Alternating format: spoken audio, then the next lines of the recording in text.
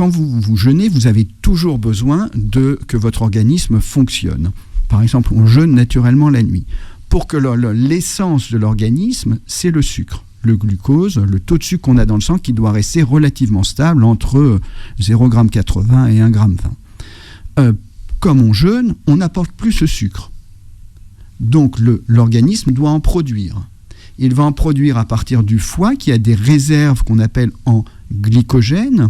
Et donc il va y avoir une destruction de ce glycogène, un gros mot qu'on appelle la glycogénolyse, pour produire à partir de ce sucre qui est stocké dans le foie, également un peu dans le muscle, du sucre pour maintenir notre taux de sucre normal dans le sang. Et on a globalement des réserves en glycogène, donc en sucre dans notre foie, qui vont nous permettre de tenir, en fonction des personnes, entre 12 et 16 heures.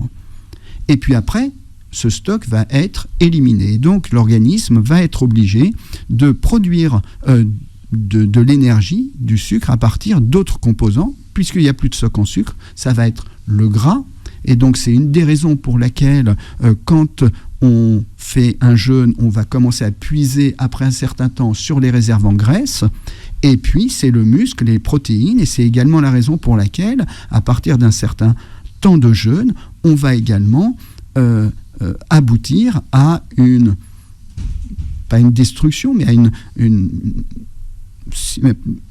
au fait que les protéines qu'on a dans le muscle vont être utilisées pour produire du sucre.